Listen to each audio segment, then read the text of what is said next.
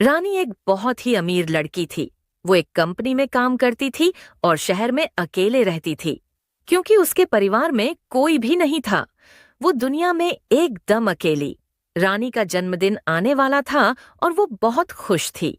इस बार तो मैं अपने जन्मदिन पर सारे ऑफिस को पार्टी दूंगी, सबको बुलाऊंगी और खूब पैसे खर्च करूंगी। वैसे भी मरने के बाद इतने पैसे लेकर थोड़ी जा सकती हूँ। यह सोचकर रानी ऑफिस में सबको बोल देती है, सुनो सुनो सुनो सब लोग, मेरे जन्मदिन में तुम सबको आना है। मैं सबको बहुत बड़ी पार्टी दूंगी और खूब खाने पीने का सामान भी रखवाऊंगी। तुम सबको मजा आ जाएगा। लेकिन रानी देखती है कि उसके ऑफिस के दोस्त यह सुनकर कुछ खुश नहीं थे।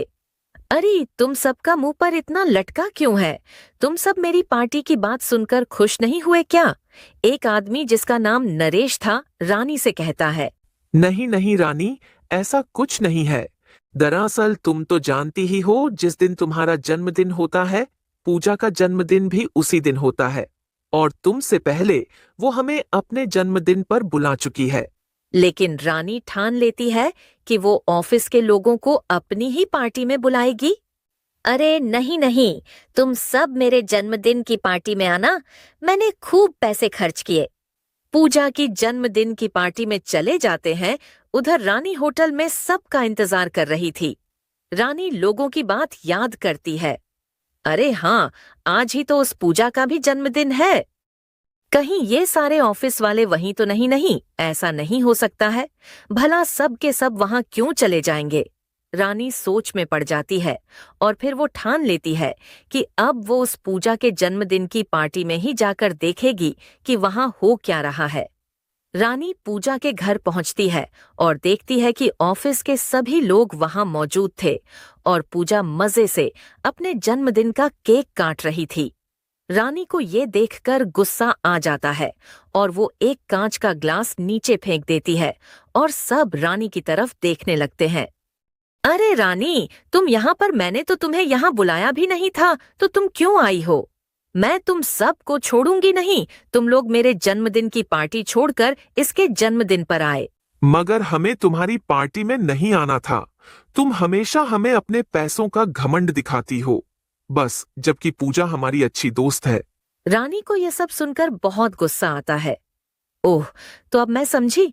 तुम सब तो असल में मेरे पैसे से जलते हो। मैंने पार्टी के लिए इतना बड़ा होटल बुक किया और इतना खर्चा किया, छोड़कर तुम यहाँ इसके छोटे से घर में पार्टी कर रहे हो, और मैं देख लूंगी। रानी गुस्से में पूजा के घर से बाहर निकल जाती है और अपने घर में वापस आ जाती है। वो अपने कमरे में जाकर बैठती है। मेरे कितने पैसे बर्बाद हो गए, ये सब उस मनहूस पूजा और ऑफिस वालों की वजह से। नहीं, अब मैं उस ऑफिस में नहीं जाऊंगी जहां मेरी इतनी बेइज्जती हुई। लेकिन मैं उन्हें वहां भी काम नहीं करने दूंगी। उन सब को ऑफिस से निकाल दूंगी, चाहे इसके लिए मुझे अपने सारे पैसे ही क्यों ना खर्च करने पड़े। रानी गुस्से में ये सब सोचती रहती है कि उसे दूसरे कमरे से कुछ आवाज सुनाई देती है। रानी दूसरे कमरे में जाकर देखती है तो उसके पैरों तले जमीन खिसक जाती है। वहां पर दो चोर खड़े थे। चिंटू रानी को पकड़ लेता है। क्या? नहीं नहीं, छोड़ दो मुझे। तुम दो तो वही जाने माने चोर चिंटू मिंटू हो। तुमने तो हमें एक झटके में ही पहचान लिया लड़की। ये सुनकर रानी जोर जोर से चिल्लाने लगती है। बचाओ बचाओ, मेरे घर में चोर है। रानी को चिल्लाता हुआ देखकर मिंटू को गुस्सा आ जाता है और वो रानी को डराने के लिए चाकू निकालता है। चाकू देखते ही रानी मिंटू पर हमला कर देती है और गलती से चाकू रानी को ही लग जाता है। इतने में दोनों चोर सारा सामान इकट्ठा करके वहां से भाग जाते हैं और चुड़ैल को देखकर डर जाते हैं। चुड़ैल चिंटू मिंटू को पकड़ लेती है। हाँ हाँ हाँ हाँ, वाकई में तू तो बड़ा समझदार है। हाँ, मारूंगी तो मैं तुझे जरूर, लेकिन उससे पहले तुम दोनों मेरी मदद करोगे और मेरे साथ चलोगे, समझे?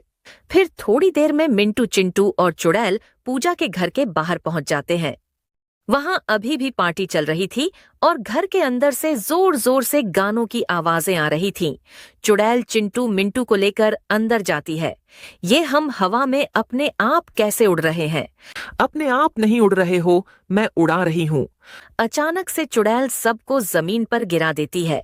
आदमी लोग तो चुड़ैल को देखते ही वहां से भागने की कोशिश करने लगते हैं, लेकिन चिंटू मिंटू सभी दरवाजे बंद कर देते हैं और किसी को बाहर नहीं जाने देते हैं। अब मेरी इजाजत के बिना यहाँ से कोई बाहर नहीं जाएगा। अब मैं यहाँ मौजूद एक एक की खबर लूंगी। मगर हमने तुम्हारा क्या बिगाड़ा है? बहुत कुछ।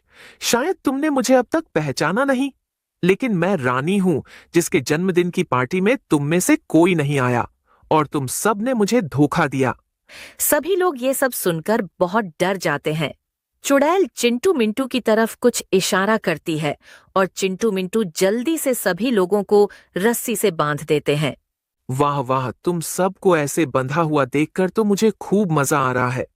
अब पूजा, तू तेरी पार्टी है ना, ये तो चल, अब तू मुझे नाच कर दिखा। चिंटू मिंटू पूजा को खोल देते हैं और चुड़ैल के सामने खड़ा कर देते हैं।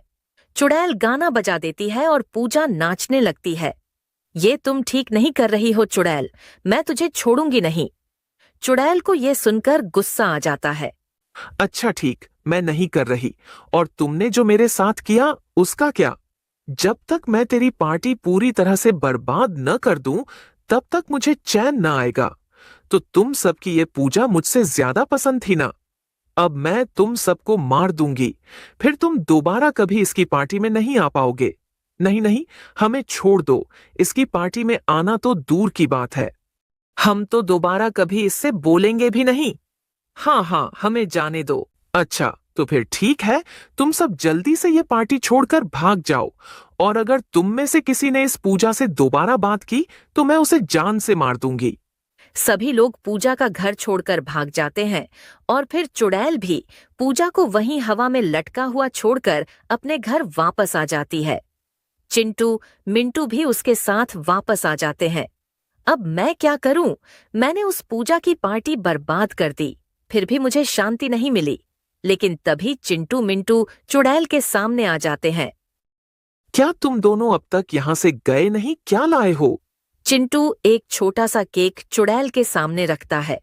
हमारी ही वजह से तुम्हारी जान गई थी, इसलिए ये करना तो हमारा फर्ज था। ये सब देखकर चुड़ैल की आंखों में आंसू आ जाते हैं। तुम दोनों ने ये मेरे लिए किया, शुक्रिया। चुड़ैल केक काटती है और उसे बहुत अच्छा लगता है।